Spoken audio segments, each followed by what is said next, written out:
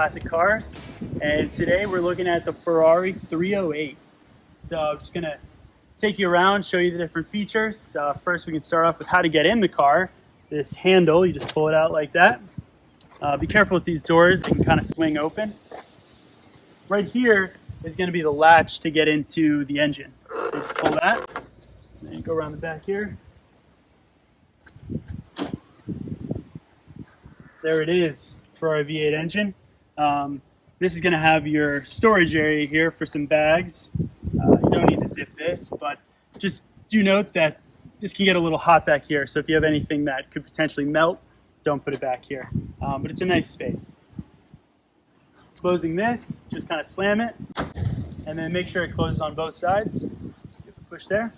Now I'm going to show you where the gas is. This smaller key right there is going to be to open this.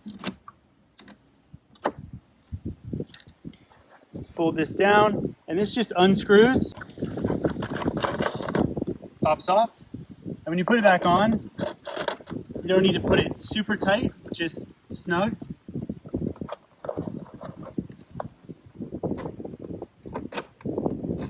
Startup procedure on this car is pretty straightforward. It's fuel injected, so you're just going to turn the key.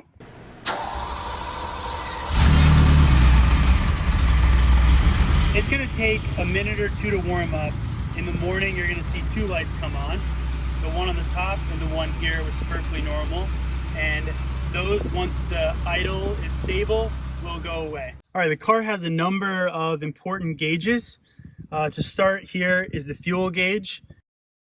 Here is oil pressure. If you see a light come on here, that indicates that you have low oil pressure and you would need to add oil. So there's two temperature gauges in the car. This one down here is the oil temperature gauge, which is a good way to know when the car is warmed up. And the gauge cluster is the water temperature. So this is important to keep an eye on in case the car is overheating.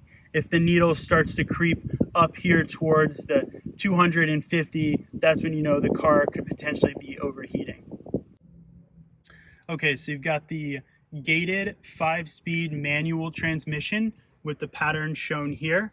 So first gear is going to be over and back.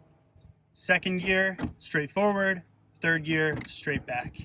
Reverse. The trick to get into reverse is to push the ball down towards the ground and then forward into reverse. Behind this, we have the window switches. Here you have what is essentially a blower because the air conditioner is not charged. The fan for the heater, which has 2 speeds. And when you put this on, you'll see a yellow light come on the dash to indicate the fan is on. Here's where you'll adjust to your heat. You have driver, heat, passenger, heat, and over here you have if you want defrost or blowing out the lower vents. Parking brake is located here. Just pull up to engage and push the button and release to put it off. And there will be still somewhat of an incline even when the parking brake is off. That's just the position it rests in. Turn stalks on the left control the lights and the turn signals. And it's very important to be gentle with these.